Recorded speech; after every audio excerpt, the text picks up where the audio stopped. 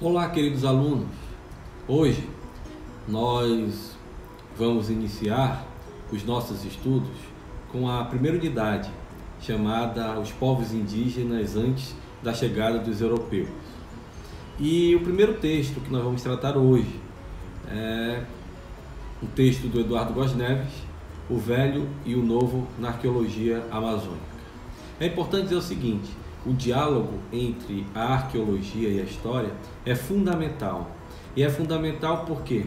Porque esse diálogo possibilita uma coisa bastante importante, que é tentar entender como os povos indígenas se organizavam, se estruturavam antes da chegada dos europeus. E nesse sentido, a arqueologia entra para somar com a história, porque as pesquisas realizadas no campo da arqueologia e os resultados dessas pesquisas, em diálogo com a história, podem contribuir sobremaneira, e têm contribuído, para a construção de uma história indígena. É importante destacar também que a arqueologia na Amazônia ela é bem específica devido à sua trajetória, já há alguns tempos, né? E ela procura tratar de questões mais gerais no campo da antropologia, até por conta das questões relacionadas aos povos indígenas, né? E três questões são marcantes nelas. A primeira dessas questões é a relação entre ambiente e cultura. Então as discussões giram em torno do ambiente, se ele determina ou não limites para o desenvolvimento cultural. Há teorias que dizem que sim, há teorias que criticam esse determinismo ecológico, né? O segundo ponto é sobre as fronteiras linguísticas e a identificação de cerâmicas.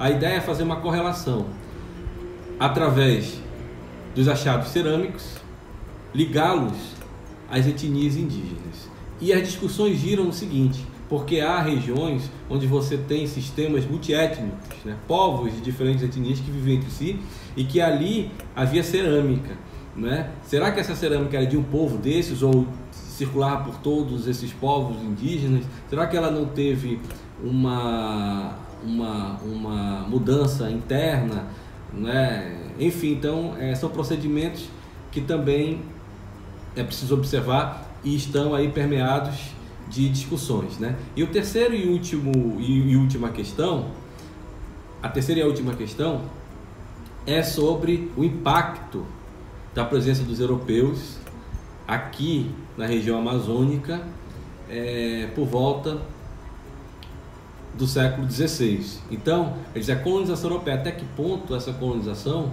ela acabou impactando a organização social-política desses povos indígenas. E o debate gira em torno de se houve ou não um genocídio, né? Mas a partir das pesquisas arqueológicas, tá? Agora, uma coisa importante que nós devemos também sublinhar é um conceito que teve bastante força na década de 40, 50, sobretudo na década de 50, e que passou a ser criticado e hoje é bastante questionado, que é o conceito de cultura de floresta tropical. Esse conceito de cultura de floresta tropical ele foi usado por Bert Migas na sua teoria de desenvolvimento cultural para os povos da Amazônia, né? E ele foi construído a partir de marcadores de ausências culturais. Por exemplo, se na região andina você tinha povos indígenas com império, com templos, com sacerdotes, com uma hierarquia, com uma arquitetura, o conceito de cultura de floresta tropical seria a ausência de tudo isso. Claro, e incorporando esse conceito algumas questões, né, presentes e que indicavam um pouco a vida, né, desses povos. Portanto, o povo de cultura de floresta tropical ele cultivava tubérculos, segundo esse conceito, utilizava redes para dormir, tinha uma tecnologia fluvial importante, né? Não tinha templo, mas tinha xamanismo, a chefatura era local, né? Então esse conceito ele foi muito utilizado para tentar descrever um pouco do que seria esse mundo indígena antes da chegada dos europeus na Amazônia. O grande problema desse conceito é que ele acabou por deixar a Amazônia, na América do Sul, em uma condição periférica. Deu um contexto periférico para a Amazônia.